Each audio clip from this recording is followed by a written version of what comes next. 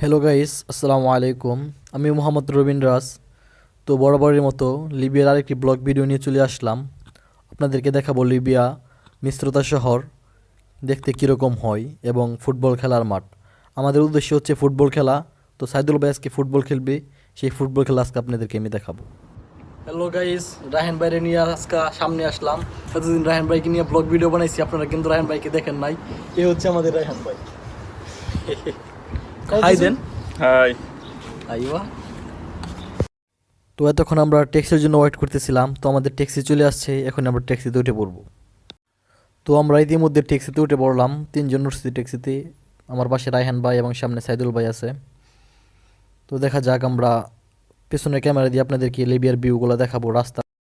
তো গাইজ দেখতেই পাচ্ছেন লিবিয়ার ভিউ।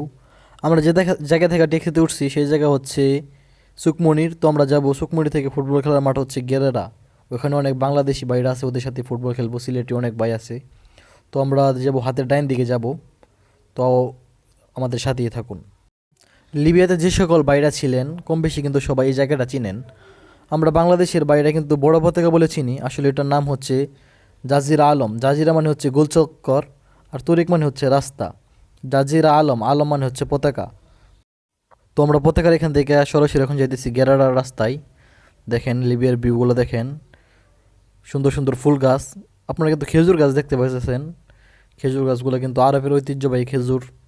এদেশে খেজুর গাছ কিন্তু থাকেই। দেখেন সুন্দর সুন্দর বিল্ডিং, যুদ্ধের পরে মনে হয় এগুলা করছে। তো ফাইনালি আমরা ফুটবল খেলার মাঠে চলে আসলাম। দেখেন অনেক বাঙালি বাইরে খেলতেছে, মনে হয় 8 জন করে খেলতেছে এক এক দলে। মাঠটা কিন্তু ছোট হয়ে গেছে, 8 জন করে বেশি হয়ে গেছে, সেজন্য খেলে মজা পাইতেছে না ওরা।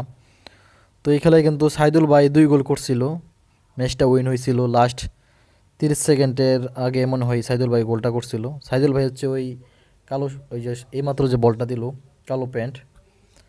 তো অনেক বাঙালিরা খেলতেছে, আমিও খেলতে চাইছিলাম কিন্তু জায়গা ছোটো, তারপরে বলটাও ভালো না, সেই জন্য খেলি নাই। দেখেন আমরা বিদেশের বাড়িতে কিন্তু অনেক বাংলাদেশি ভাই একসাথে হয়েছি।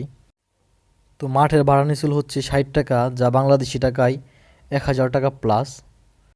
তো সকলে ভালো থাকবেন, সুস্থ থাকবেন। আজকের মতো এই ব্লগটা এখানে শেষ করছি এবং সকলের প্রতি আমার সালাম রইল। এবং সকল বাংলাদেশি ভাইরা যারা ভিডিওটা দেখবেন অবশ্যই আমাদের প্রবাসী ভাইদের জন্য দোয়া করবেন, যাতে আমরা সুস্থভাবে দেশে যেতে পারি এবং এয়ারপোর্টের হয়রানি থেকে আমাদেরকে রক্ষা দেওয়া হয়। আসসালামু আলাইকুম ওয়া রাহমাতুল্লাহি ওয়া বারাকাতুহু।